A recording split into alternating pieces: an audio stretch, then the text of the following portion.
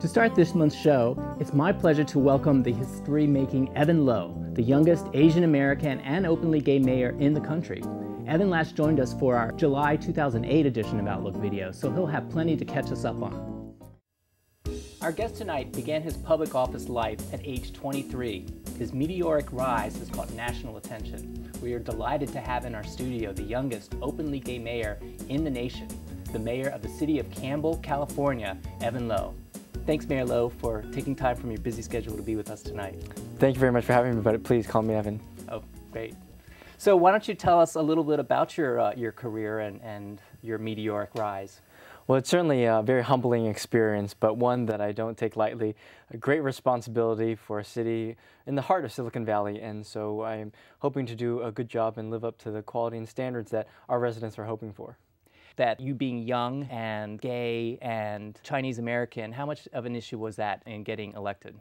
Well, I think most people are looking at, can an individual service my community? Can they provide the type of things that I care for in my community, whether it be public safety? Do I have safe routes to our community centers, to our schools?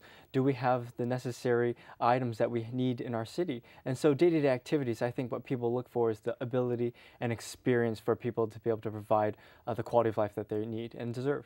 So your sexual orientation wasn't a big deal. You're interested in dealing with the economics of Campbell.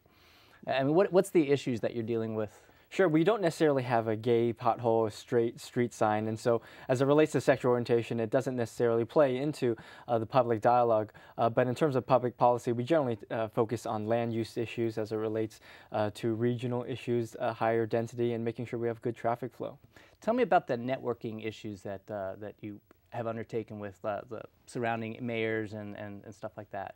Well, we certainly are not an island, and we like to work regionally. And I'm pleased that in the Silicon Valley, our board president, Ken Yeager, who is openly gay, is serving and is qualified. And he's doing a really great job in talking about sustainability issues, how to get people out of their cars and walk to and from school and work.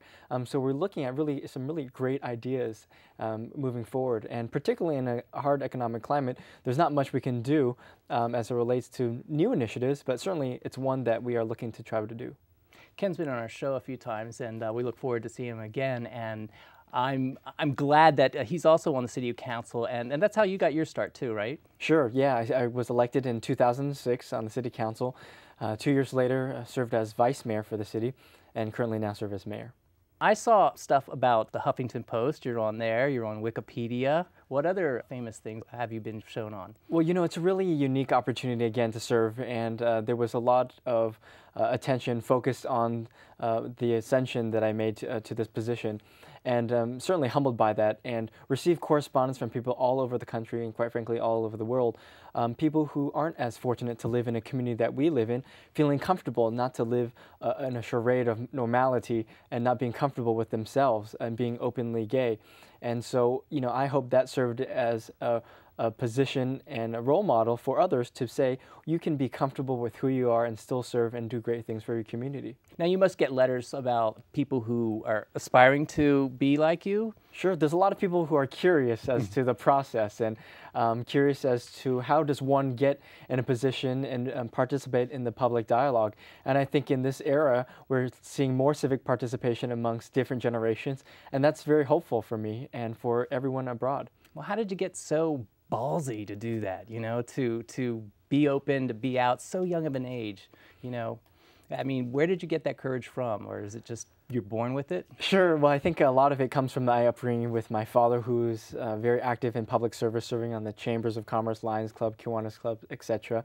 But as it relates to the fortunate opportunity that I have here in Silicon Valley and in California, we can be comfortable with who we are. You know, it's unfortunate that still in some states in the United States, you can be fired just for being who you are, for being gay. Really? Unfortunately, we have protections like that here in California, and so it's easier and comfortable. We have social organizations who can help provide us that safety network and provide us that opportunity if we have questions. But unfortunately, in other parts of the nation, we don't have those types of community service centers and opportunities. So it's one that I'm very fortunate of, and hopefully we can expand and have that go across the nation as well. Okay, Evan, tell us truly, What are your aspirations for state and federal positions? Well, I'm really excited about the opportunity that I have before me now. And so certainly my passion has been in public service, and I think I'll be continuing to do so. So if I can be of use and be effective in any other capacity, whether it be government or community-based organizations, I hope to be continuing involved in that. Well, I'm afraid that's all the time we have now, but next time you're governor, you feel free to come back and join us. Sure, it was great to be here. Thanks again. Thank you.